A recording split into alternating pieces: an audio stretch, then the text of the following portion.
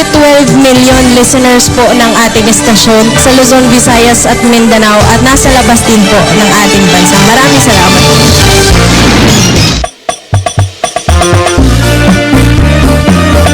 Bismillahirrahmanirrahim.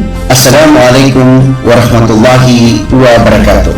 Isang mapagpalang bangsamoro sa ating lahat. As DXTC 95.9 MHz, radyo natin of Cotabato City, Kitfi, Cotabato Institute of Technology Foundation Incorporated, a sister radio station of DGRH EM 666 kHz of ABC Media Group, Manila Broadcasting Company, marks its 21st anniversary on February 10, 2026. We reaffirm our pledge to serve with moral integrity and responsibility to deliver responsible and quality programming. May the years ahead bring continued innovation and greater connection to the community. To the management, the station manager, and those dedicated staff, your passion, your dedication continue to shape the station's identity and success. We thank as well our loyal listeners, valued partners, and advertisers for being part of the journey. Lahat po tayo ay pinapasalamatan ko sa lahat ng inyong pagiging loyal sa ating himpilang DXTC 95.9 Radyo Natin FM Cotabato City. Alam namin na andyan kayo parati sumusuporta para ho sa lahat ng mga programa ng ating himpilan. Sa ika-21 taon na paninilbihan sa himpapawid na inyong DXTC 95.9 Radyo Natin FM Cotabato City, kami po ay lubos na nagpapasalamat sa inyong suporta. Ito po ang inyong station manager. Maraming salamat and congratulations to one and all.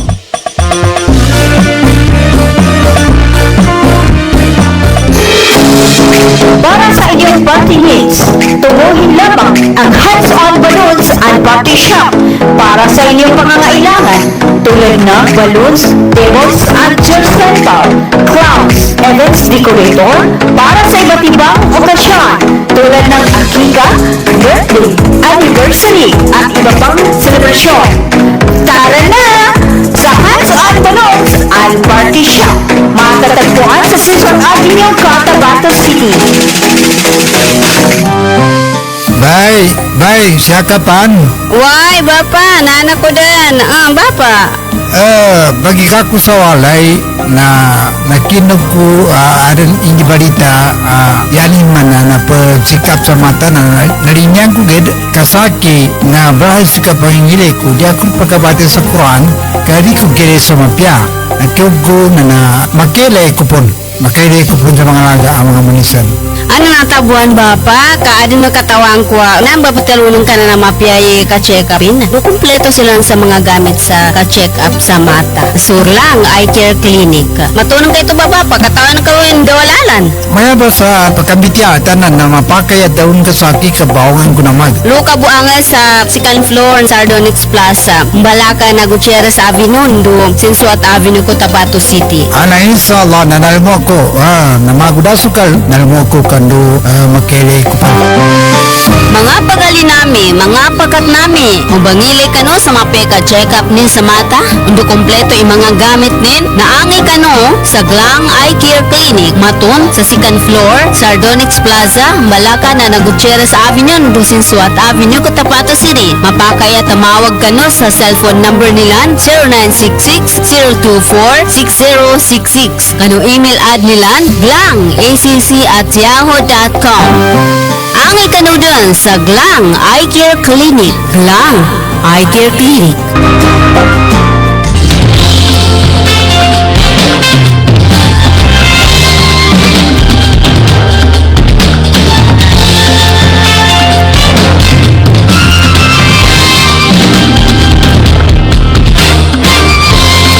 Over the nation, we're here for you. Friendly companion wherever you are.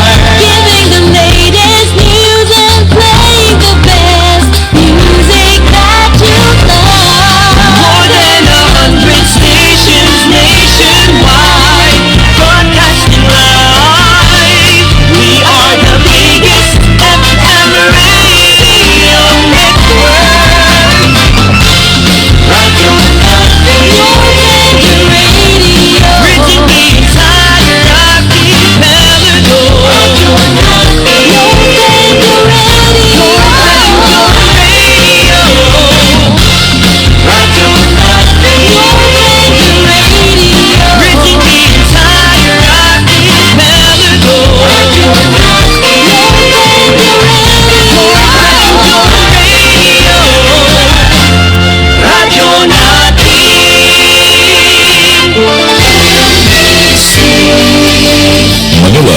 Broadcasting Company. DXTC 95.9 Radyo Natin FM of Manila Broadcasting Company, MBC Media Group is a proud member of the KBP, Kapisanan ng mga broadcaster ng Pilipinas, in partnership with the Cotabato Institute of Technology, Foundation Incorporated, KIXPI.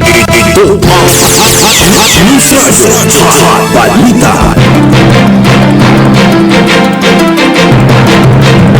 DXTC 95.9 na Radyo Natin FM Cotabato City is a proud member of the KBP, Kapisanan ng mga broadcaster ng Pilipinas of MBC Manila Broadcasting Company or Media Group. Itama po ang inyong mga oras sa buong kapuluan, alas 7 ng umaga. Bismillah, assalamualaikum. Ang kapayapaan ay sumasa inyong magandang umaga, Bangsamoro. Welcome aboard sa Hot Balita alas 7. Ngayon ay ika-10 sa buwan na Pebrero 2026 at ika-22 sa buwan na Shaban 1447 sa Islamic Hijra Calendar.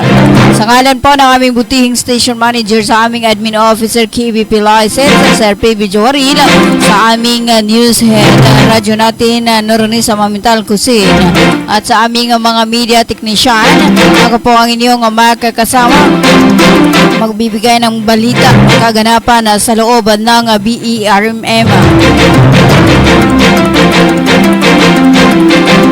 2 minuto magkalipas ang alas 7 ng umaga at bago nating dakuan ang ating mga balita, alamin muna natin ang lagay ng panahon ngayong araw ng Martes.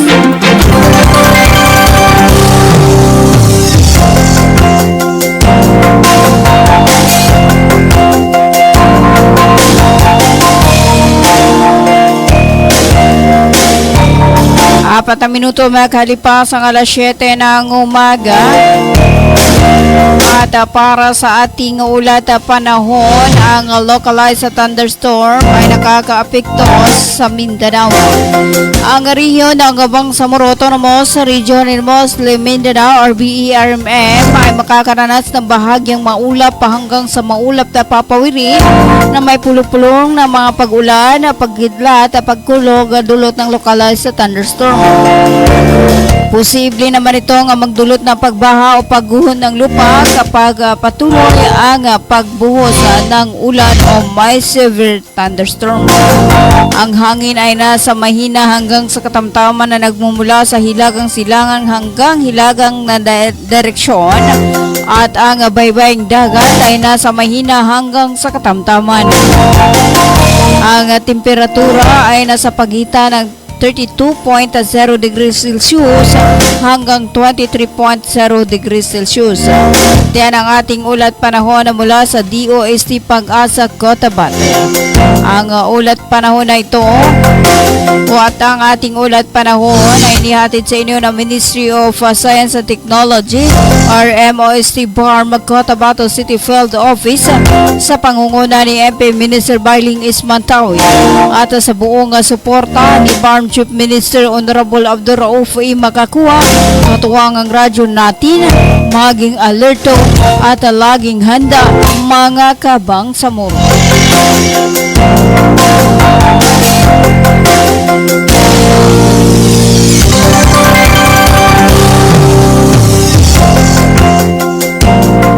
Ito ang News Radio. Balita.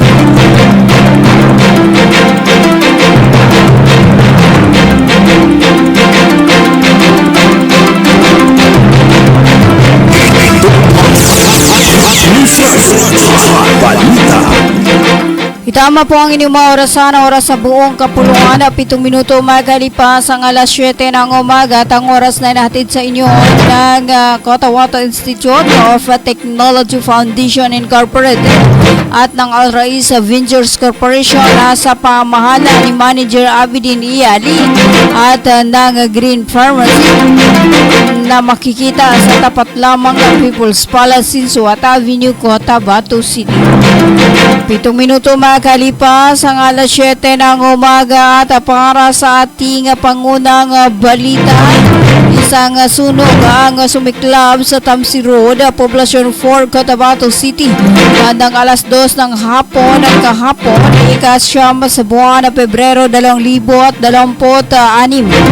Agad na rumisponde ang mga tauhan ng kapulisan kasama ang mga representative mula sa TMC, Barangay Poblacion ng Mother Fire Truck at ang mga bumbero mula sa Cotabato City Fire Department upang maapula ang apoy. Hindi pa batid ang eksaktong halaga ng napinsala. Tinatayang 6 hanggang 8 kabahayan sa Tamsi Road, Barangay Martinez sa Poblacion 4 ang naapektuhan ng sunog.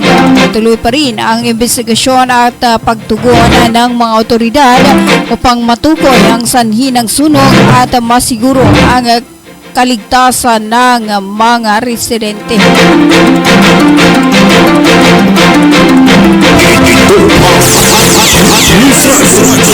Balita. 8 minuto makalipas ang alas 7 ng umaga, nagsagawa ang tanggapan ni Member of Parliament MP Maro B. Candao ng libreng driver license na ginanapan noong ika-5 hanggang ika-6 ng Pebrero taong kasalukuyan. 100 na individual mula sa iba't ibang lugar sa looban ng BERMM ang nakatanggap ng libreng driver's license. Ang programa ay sinagawa sa pakikipagsosyo ng Ministry of Transportation and Communication or MOTC BARM bilang bahagi ng pangako sa pampublikong serbisyo at pagpapalakas ng komunidad.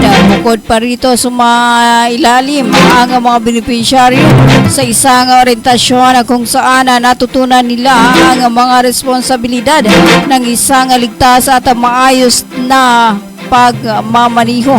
Layunin nito na tulungan ang mga mamayan ng Bangsamoro sa pamamagitan ng pagbibigay ng libreng driver's license.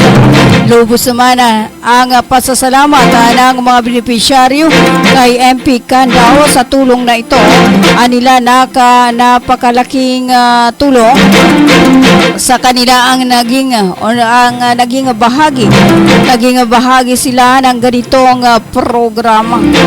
10 minuto makalipas ang alas 7 ng umaga, kayo pa rin ay patuloy na nakikinig sa 95.9 ng radyo natin FM Cotabato City.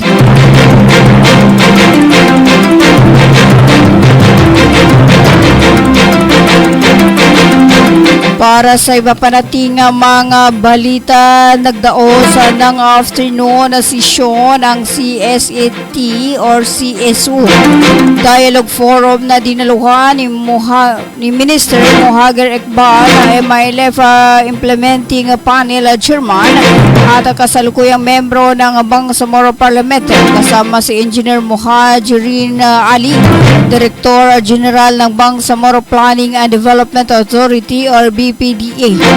Pinangunahan ng dalawang opisyal ang isang question and answer session kung saan tinalakay ang mahalagang issue kaugnay ng pagkakaantala at binagong timeline ng parliamentary election at ang posisyon ng MILF na ituloy ang halalan sa lalong madaling panahon.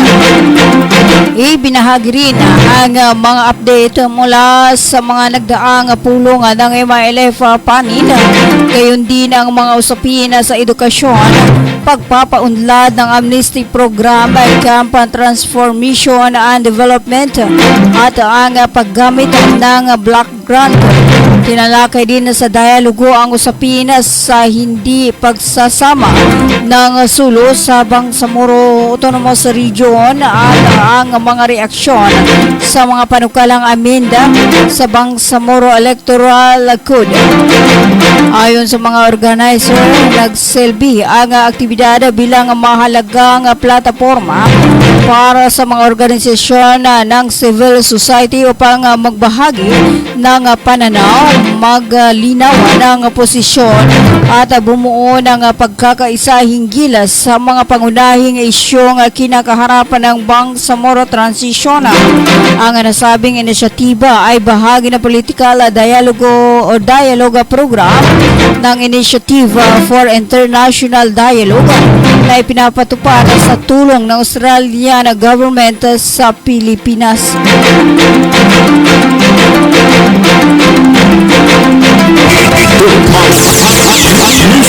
Ito ang Hot Balita.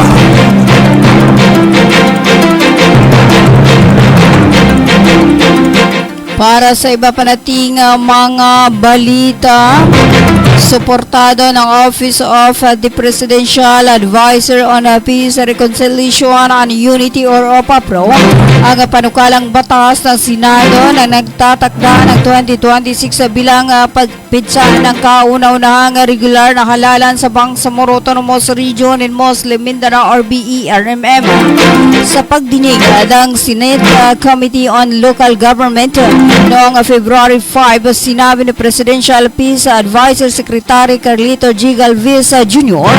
na mahalagang hakbang ang pagpasa ng batas upang ganap na maisakatuparan ang political track ng Comprehensive Agreement on the Bangsamoro or CABA.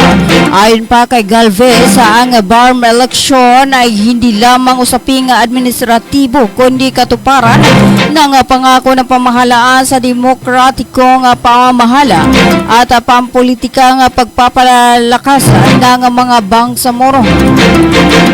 Iginiit din ni Senator Juan Miguel Migs Zubiri, chair ng committee at pangunahing maiaakda ng Bangsamoro Organic Law ang agarang pagpasa ng Senate Bill number 1587 upang maiwasan ang karagdagang pagkaantala ng halalan sa na maaring magdulot ng kaguluhan sa rehiyon. Binibigyang diin naman ni Senator J.V. Ejercito na ang pangmatagalang kapayapaan sa BERMM ay nakasalalay sa lehitimong liderato na nagmumula sa malaya at demokratikong halalan. 15 minuto makalipas ang alas 7 ng umaga, tayo po ay magbabalik after this page. Your commercial.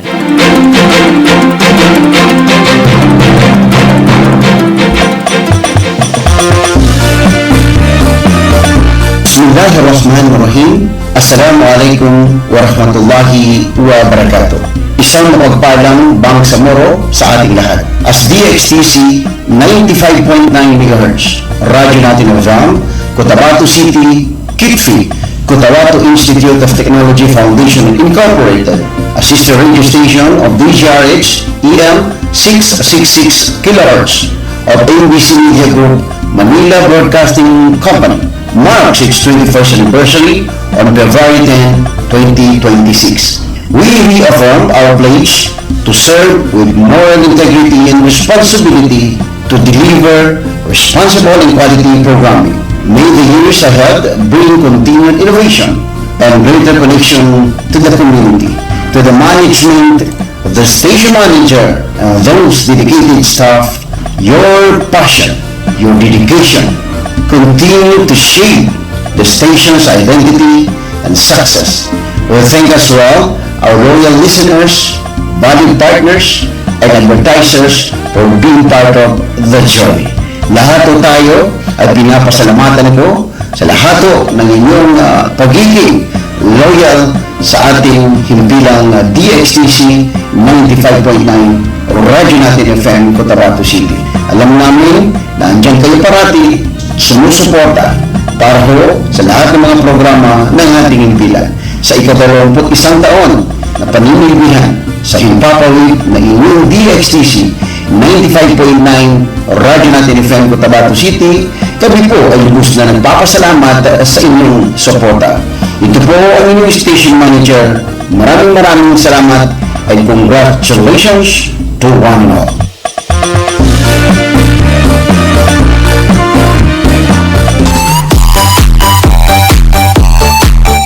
Hello mga mamis.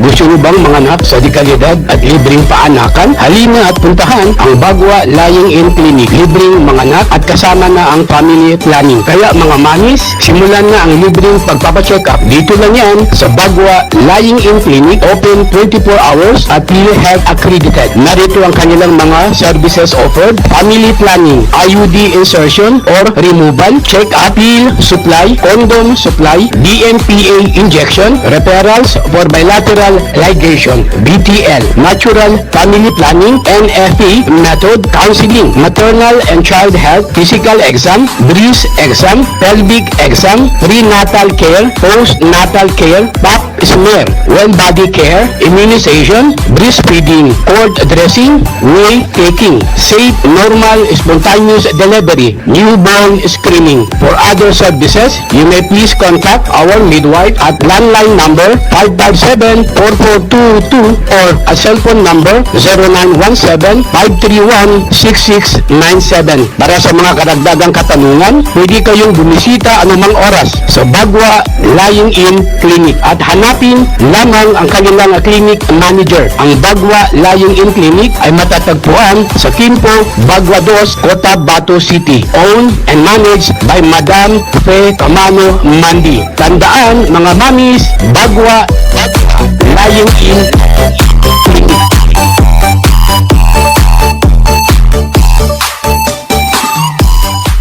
Libre po ang mga anak sa Bagwa Lying-in Clinic na kailangan lamang po ang updated na PhilHealth. Maraming salamat. Para sa inyong party needs, tubuhin lamang ang hands-on balloons and party shop para sa inyong pangangailangan tulad ng balloons, tables, and chairs rental, clowns, events decorator para sa iba't ibang okasyon tulad ng akika, birthday, anniversary, at iba pang selebrasyon. Tara na! Sa hands-on balloons and party shop, matatagpuan sa Susan Avenue, Cotabato City. Water refilling station ba ang hanap mo? Ang Cotabato Aqua Life Water Refilling Station ay higit na mabuti dahil mayroong itong malinis at nakakabuti sa ating katawan. Matatagpuan sa Santa Ana Street, Ruales South, RH13, Cotabato City. Para sa karagdagang katanungan, tumawag sa kanilang contact number 0916-3574-888 o 421-2011. Cotabato Aqua Life Water Refilling Station. A quality life, a quality water. Inihahandog ng Ministry of Labor and Employment, BARMM, sa pamamagitan ng Bureau of Employment, Promotion, and Welfare. Mole Job Portal project na binuo para sa mga aplikanteng naghahanap ng trabaho at mga pribadong establishmento, kumpanya at recruitment agencies na nangangailangan ng mga trabahante. Libre. Madali. Ligtas gamitin para sa mga job seekers at employers. Narito ang ilan sa features at function ng online platform system na ito.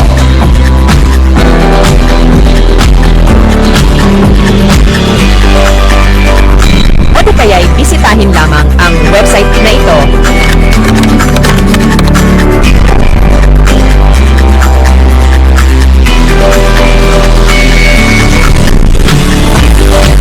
Umaangin din i-scan ang QR code sa larawan. Para sa karagdagang impormasyon, bisitahin ang official website ng moleportal.h.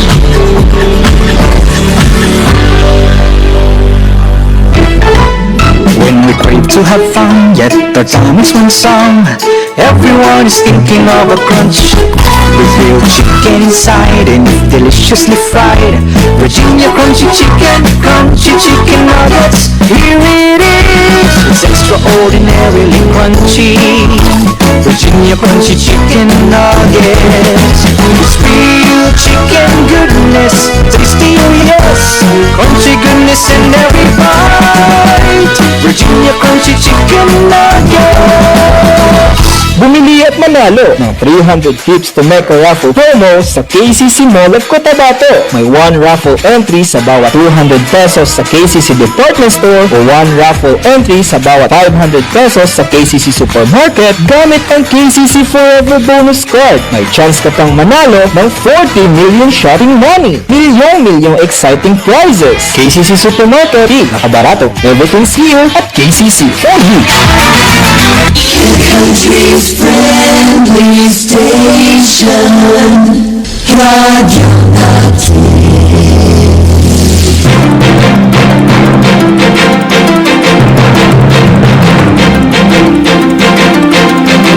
23 minuto makalipas ang alas 7 ng umaga at ang oras na natin sa inyo ng Bangsamoro Sharia Lawyers League of the Philippines Incorporated na matatagpuan sa may Makapagal Street at Sinsuat Avenue, Cotabato City at ng Search Water Service Center at also atid sa inyo ng Ministry of Labor and Employment or Molibar sa pamamahala ni Molibar Minister Dato Muslim Njisema Orbapamos at ang kanilang General Director Dato Suraba Butazil Jr. Atid din sa inyo na Virginia Food Incorporated at ng Glang Eye Care Clinic located at 2nd floor Sardonyx Plaza, Gonzales Avenue, Cotabato City on and managed by Dr. Zuhra Adam Glang.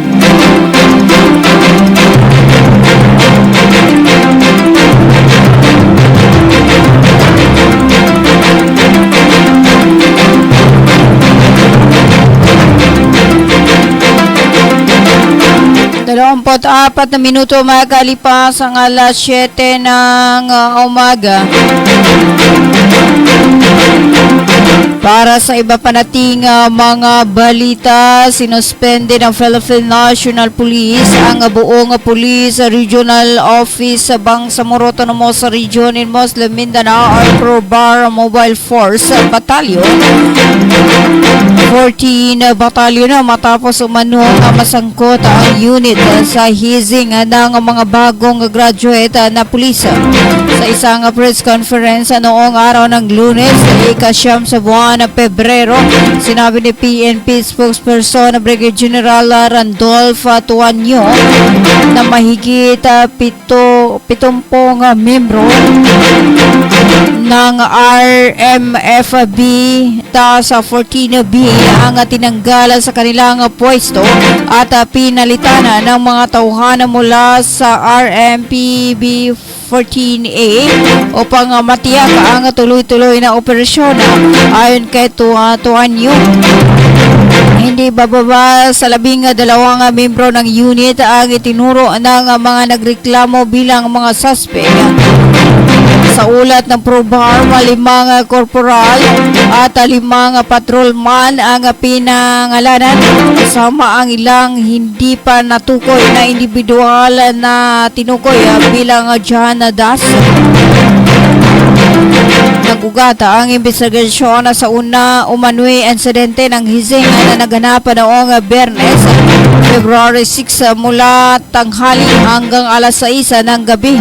Matapos makumpleto ng mga biktima ang kanilang basic internal security operation course sa halip na regular turnover para sa kanilang bagong assignment sa Lamitan City, Basilan, umano'y isinailalim ang mga bagong graduate sa marahas na initiation rights. Una umanong isang pulis ang naglakas loob na magsampa ng reklamo na sinunda ng 18 pa.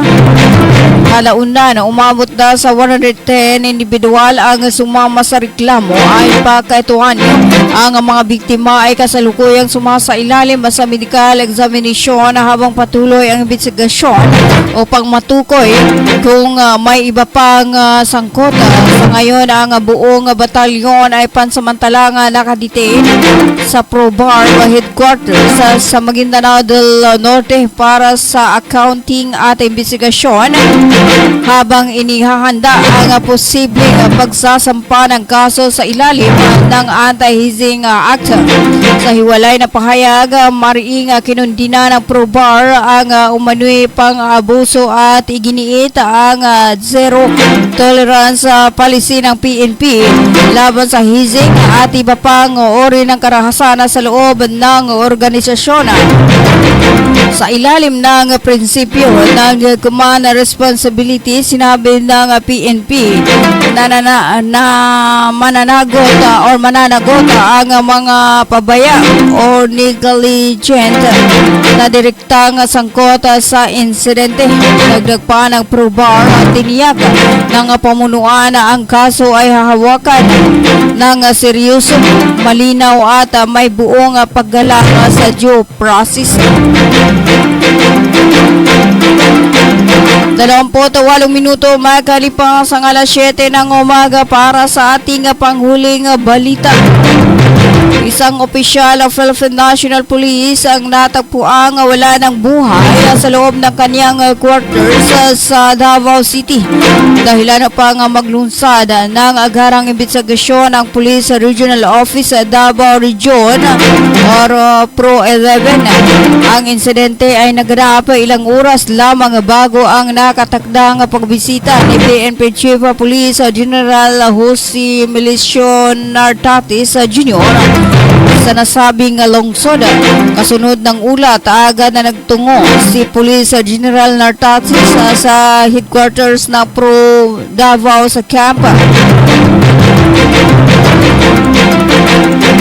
Quintin M. Merecido, Barangay Buhangin upang personal na at alamin ang sitwasyon at masubaybayan ang sinasagawang investigasyon. Mahalaga na matukoy natin ang sanhi ng pagkamatay at lahat ng pangyayari na humantong dito. Ang pahayag pa ni Police General Nartatis na nagutos ng masinsinan at masusing pagsisiyasat.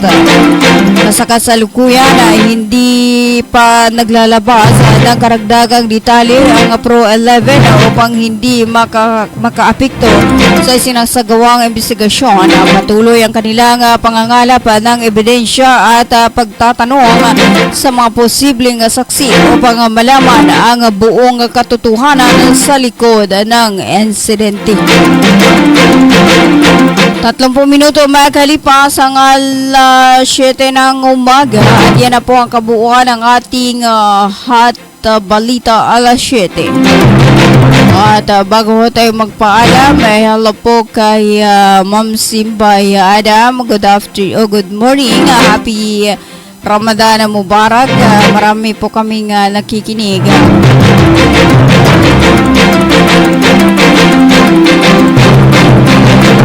Yan, from Takurong City. Hello to Ma'am Simbay Adam.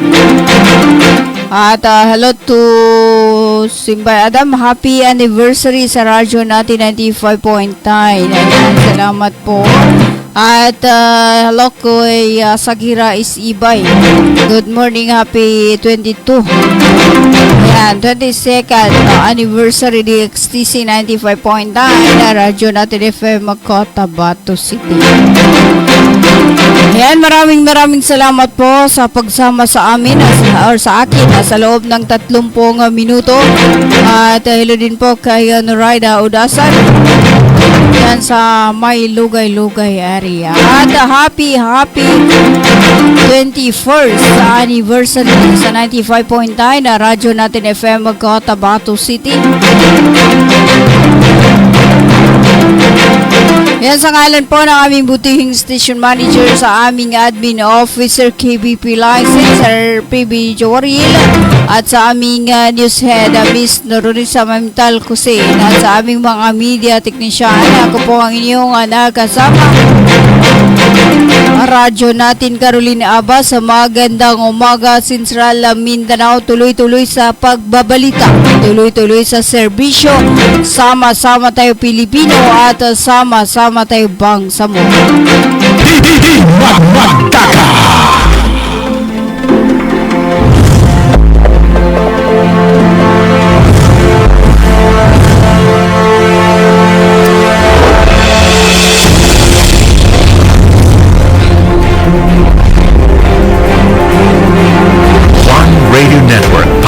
more than 100 stations.